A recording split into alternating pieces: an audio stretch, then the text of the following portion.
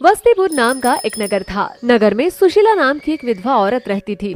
सुशीला के पति की मौत उस वक्त हुई जब उसकी बेटी 3 साल की थी।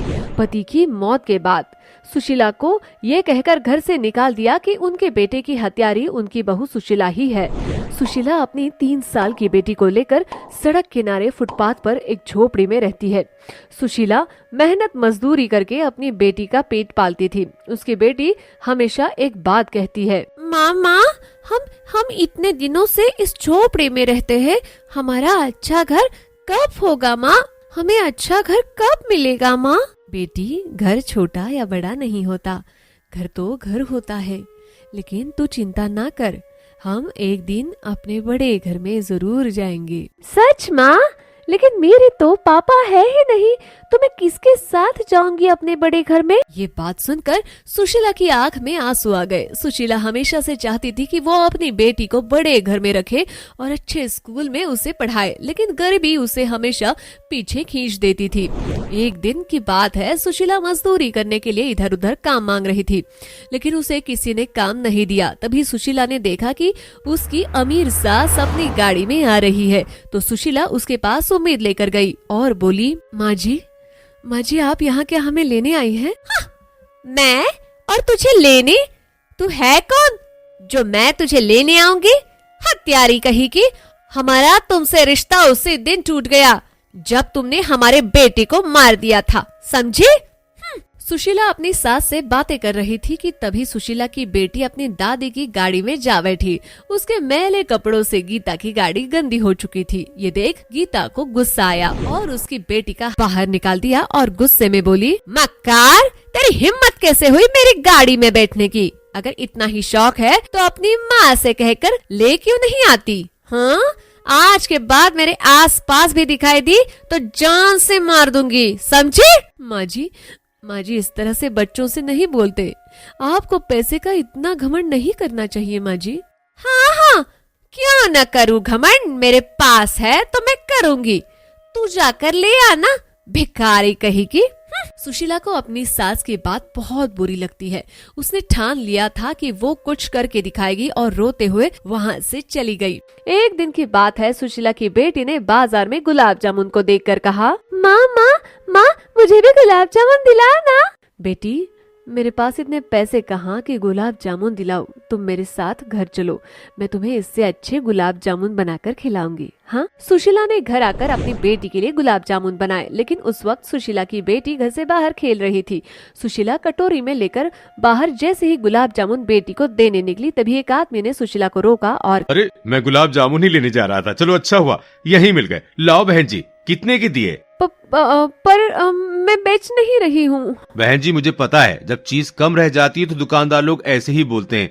ये लो पैसे और मुझे दे दो। उस आदमी ने कुछ पैसे सुशीला के हाथ में रख दिए और गुलाब जामुन खाने लगा और बोला, वाह क्या बात है, ऐसे गुलाब जामुन तो कभी खाए ही नहीं भाई, मजा आ गया। कसम से बहन जी, आपकी दुकान कहाँ है? मैं आकर रोज खाऊंगा। सुशीला ने अपने घर की तरफ इशारा कर दिया। वो आदमी सुशीला के गुलाब जामुन की तारीफ करते हुए चला गया। सुशीला ने मन ही मन कहा, क्या सच मेरे गुलाब जामुन इतने अच्छे थे? क्यों ना मैं इन्हीं पैसों से और गुलाब जामुन बनाऊं? अब क्या था, सुशीला ने उन्हीं पैसों से कुछ और गुलाब जामुन बनाए और अपने घर के बाहर रखकर बैठ गई। वो ग्राहक दोबारा अपने दोस्तों के साथ आया और गुलाब जामुन खरीद लिए। वाह भाई वाह, बहुत स्वादिष्ट गुलाब जामुन है। ऐसे गुलाब जामुन तो बड़े बड़े स्वीट रूम पर भी नहीं खाए भाई, कसम से मजा आ गया। सुशीला बड़ी खुश हुई। अब उसने दिन ब दिन ज्यादा गुलाब जामुन बनाने शुरू कर दिए। उसके खूब गुलाब जामुन बिकने लगे। धीरे धीरे उस नगर के सभी बड़े दुकानों की बिक्री ठप हो गई और सुशीला के घर के बाहर लंबी लंबी गुलाब जामुन खाने वालों की लाइन लग गई। सुशीला का नाम खूब चलने लगा। सभी लोग उसे गरीब गुलाब जामुन वाली कहकर बुलाने लगे। सुशीला ने भी अपनी एक दुकान खोल ली और खूब नाम कमाने लगी।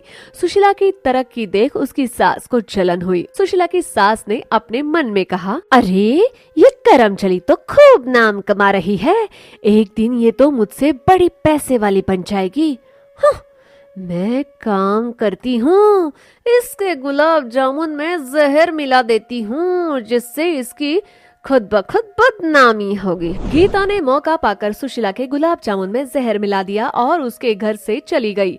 सुशीला ने रोज की तरह दुकान लगाई, तभी एक ग्राहक आया और उसने कहा, गुलाब जामुन है क्या? हाँ हाँ है ना, बोलो कितने दे दूं? सारी दे दो। आज मेरे बेटे का जन्मदिन है, मैं अपनी मेम साहब को अपने नगर के सबसे फेमस गुलाब जामुन देना चाहता हूँ, इसलिए आप सारे दे दीजिए। अरे वाह, कौन है आपकी मेम साहब? गीता मैडम है, मैं उन्हीं की यहाँ काम करता हूँ। अरे वाह, फिर तो आप फ्री में ले जाओ मेरी तरफ से, पर मेरा नाम नहीं बताना, ठीक है ना? उस ग्राहक ने सारे गुलाब जामुन लिए और गीता के घर आ गया और बोला, मेम साहब आज आप मुंह मीठा कीजिए, मेरे बेटे का जन्मदिन है। अरे वाह, ये तो अच्छी बात है, लाओ। गीता ने गुलाब जामुन को खाया और बोली, अरे वाह, बड़े स्वादिष्ट गुलाब जामुन हैं, लेकिन इतने महंगे लाने की क्या जरूरत थी? नहीं मैम साहब, ये महंगे नहीं है, ये तो अपनी गरीब गुलाब जामुन वाली के गुलाब जामुन है जो अपने नगर में सबसे फेमस है, उसने तो फ्री में और दिए हैं मुझे। गीता ने जैसे ही ये बात सुनी तो चौंक गई और घबराकर चिल्लाने लगी,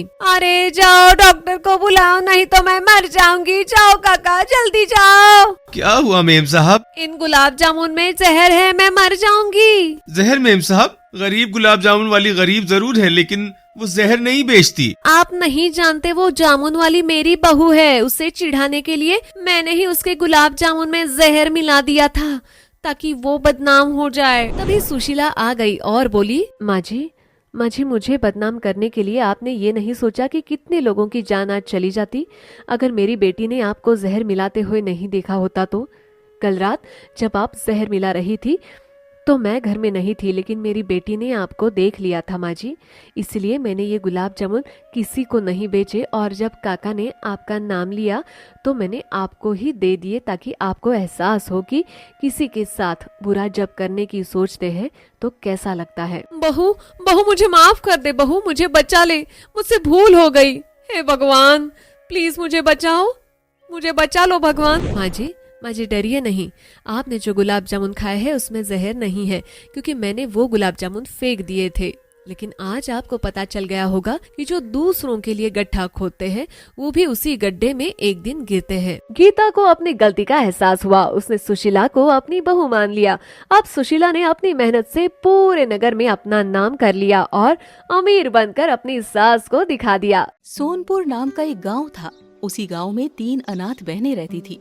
उन तीनों बहनों का एक दूसरे के अलावा कोई नहीं था। वो तीनों बहनें गांव के अमीर सेठ के यहाँ झाड़ू पोछा का काम करती थी। एक दिन की बात है, सेठ जी घर पर आए और अपनी सेठानी से बोले, अरे भाग्यवान, कहाँ हो, सुनती हो? अरे मैं यहाँ बैठी तो हूँ, कहाँ मुंह ऊपर किए चले जा रहे हो? बोलो क्या बात है, आज तो बड़े खुश नजर आ रहे हो। हाँ, आज बात ही इतनी खुशी की है कि रहा ही नहीं जा रहा है। हमने जो अपनी बेटी के लिए शहर के सबसे अमीर आदमी के बेटे के लिए रिश्ता भेजा था ना, वो उन्होंने स्वीकार कर लिया है और अगले रविवार को अपनी बेटी को देखने आ रहे हैं लड़के वाले। अरे वाह, ये तो वाकई में बड़ी खुशी की बात है। इतने बड़े घर जाकर मेरी बेटी के तो भाग्य खुल जाएंगे। उस समय वो तीनों बहनें, रागिनी, मोहिनी और सोहिनी, तीनों वहीं झाड़ू पोछे का काम कर रही थी। उनसे सेठानी ने ऊंची आवाज में कहा, अरे तुम तीनों भी कल थोड़े अच्छे कपड़े पहनकर आना और हाँ, घर की साफ सफाई का विशेष ध्यान रखना। लेकिन मेम साहब, हमारे पास अच्छे कपड़े नहीं हैं। हम ऐसा करते हैं कि कल हम काम पर नहीं आते हैं। तुम्हारा दिमाग तो ठीक है ना? अगर तुम तीनों नहीं आओगी तो घर के सारे काम कौन करेगा? और हाँ, अगर कपड़े नहीं है तो बाजार से नए ले आना, लेकिन यहाँ पर अच्छे कपड़ों में ही आना, समझी? ये कहकर सेठ और सेठानी वहाँ से चले जाते हैं। दीदी अब हम क्या करेंगे, हमारे पास तो कपड़े हैं ही नहीं। अगर कल सेठ जी ने हमें इन पुराने कपड़ों में देख लिया तो बड़ा गुस्सा करेंगे। उन तीनों की बातें सेठ जी की बेटी शिखा सुन लेती है और उनके पास अपने नए कपड़े लेकर आती है और कहती है, रागिनी, मोहिनी, तुम तीनों चिंता मत करो, मेरे ये कपड़े रख लो और इन्हें ही पहन कर आ जाना। मम्मी पापा की तरफ से मैं माफी मांगती हूँ। शिखा पढ़ी लिखी लड़की थी, वो इन तीनों से हमेशा अपनी सगी बहनों जैसा व्यवहार करती थी। दिन बीता और रविवार के दिन शहर के सबसे अमीर आदमी सेठ विद्वान सिंह अपने परिवार के साथ सोनपुर में सेठ के यहाँ अपने बेटे के लिए रिश्ता लेकर आए। आइए आइए सेठ जी, आपका स्वागत है हमारे घर में। धन्यवाद सेठ जी, हम तो अपनी बहू को देखने आए हैं, भाई हमारे बेटे को आपकी बेटी पसंद आ गई है। सेठ जी अपने बेटे के साथ आकर बैठ गए। रागिनी, मोहिनी और सोहिनी भी अपने अपने काम को खत्म करके शिखा को तैयार कर रही थी।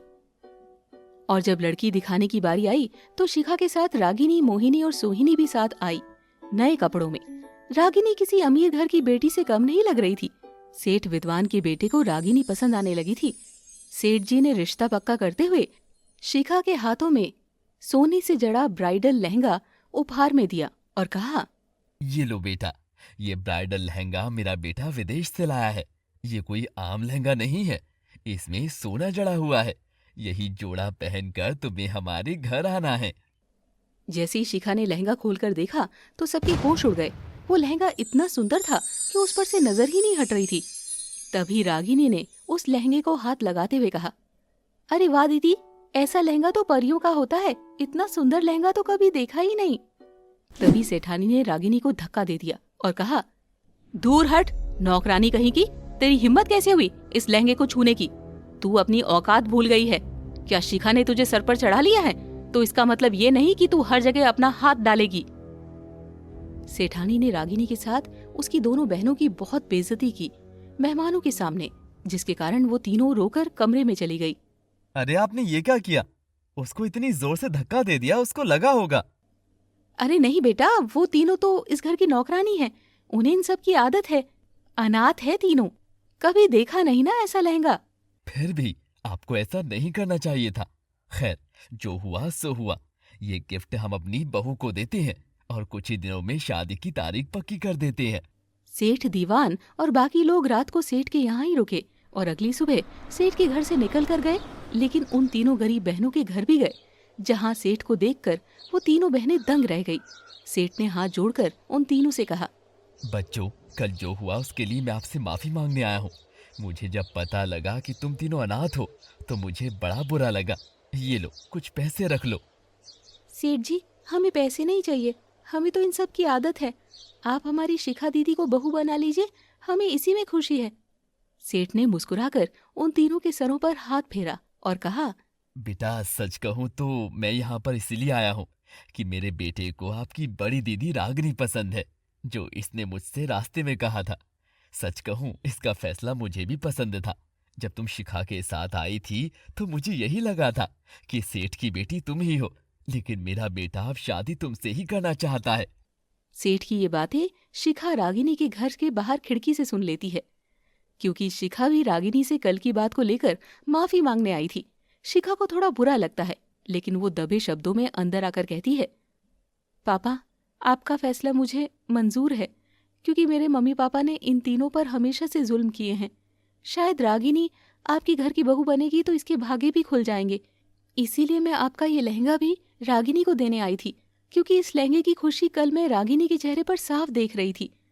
अब इस लहंगे की असली हकदार भी रागिनी ही है।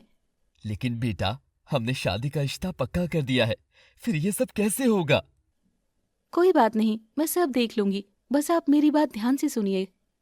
शिखा ने सेठ के कानों में कुछ कहा, जिसके बाद सेठ जी मुस्कुराकर चले गए। और शादी वाले दिन शिखा जब तैयार होने लगी तो चिल्लाकर अपनी मम्मी से बोली, मम्मी, मेरा लहंगा देखो, किसी ने जला दिया। हे राम, ये तो बहुत बड़ा अपशकुन है। कहते हैं नई दुल्हन का लहंगा अगर पहनने से पहले जल जाए तो दुल्हन के जीवन में संकट आते हैं। लेकिन मम्मी, बारात आने वाली है और अगर ये लहंगा नहीं पहना तो पापा जी नाराज हो जाएंगे। होने दे नाराज, मैं अपनी बेटी को थोड़े ना मरने दूंगी। तू एक काम कर, अपनी जगह अपनी नौकरानी को ये लहंगा पहना दे और ये शादी उसी से हो जाने दे। जो भी संकट आएगा उसी कल मुही को लगेगा। लेकिन मम्मी, उन्हें पता चलेगा तो बहुत बवाल हो जाएगा। जब तक पता चलेगा तब तक शादी हो चुकी होगी और ये बहुत बड़े पैसे वाले हैं, अपनी इज्जत बचाने के लिए उसी को लेकर जाएंगे। शिखा की होशियारी ने आज रागिनी को वो सुंदर लहंगा पहनने दिया और साथ में सेठ के लड़के से शादी भी करवाई। जब शादी होने ही वाली थी तो सेठ ने शादी को रोकते हुए कहा, अरे पंडित जी, रुकिए, अभी आपको 2 और शादी इसी मंडप में करनी है। सेठ की बातें सुनकर सभी हैरान रह गए और समझ नहीं पाए आखिर सेठ कहना क्या चाहते हैं। आप लोग चौंकिए मत। मैंने मन्नत मांगी थी कि जिस दिन मेरी बेटी की शादी होगी उसी दिन मैं किसी गरीब अनाथ की 2 बेटियों की भी शादी उसी मंडप में कराऊंगा। इसीलिए आज वो दिन आ गया है और मैंने इसी गांव की 2 और गरीब लड़कियों की शादी करवाने का फैसला किया है। दीवान सेठ ने मोहिनी और सोहिनी की शादी अपने ही रिश्तेदारी में उसी मंडप में करवाई और उन तीनों बहनों को उसी सोने के लहंगे में विदाई भी करवाई। गांव के सेठ ने दीवान सेठ से पूछा, सेठ जी, आप मेरी बेटी को अच्छे से रखना। लेकिन सेठ जी, मैं आपकी बेटी नहीं ले जा रहा हूँ। क्या मतलब आपका? यही कि आपने जिस बेटी का कन्यादान किया है वो आपकी बेटी नहीं, आपकी नौकरानी है। और आपने उसके साथ और जो 2 बहनों का कन्यादान किया है वो भी आपकी नौकरानी की बहनें हैं, जिन्हें आप हमेशा तंग किया करते थे। आज उन्हीं का कन्यादान आपने किया है और ये सब आपकी बेटी शिखा की बदौलत हुआ है। तब शिखा सामने आई और बोली, पापा, मेरे सर पर तो आपका हाथ है, लेकिन उन तीनों का इस दुनिया में कोई नहीं है। अगर मैं आपसे सीधे तौर पर शादी के लिए मना करती तो आप ये नहीं होने देते। इसीलिए मैंने ये योजना बनाई, क्योंकि किसी गरीब अनाथ का घर बस जाए ये सबसे बड़ा पुण्य है। शिखा का बलिदान देख गांव के सभी लोगों ने शिखा की खूब बड़ाई की। शिखा ने उन तीनों बहनों को आज उनके असली घर तक पहुंचा दिया था और उनका घर बसा दिया था।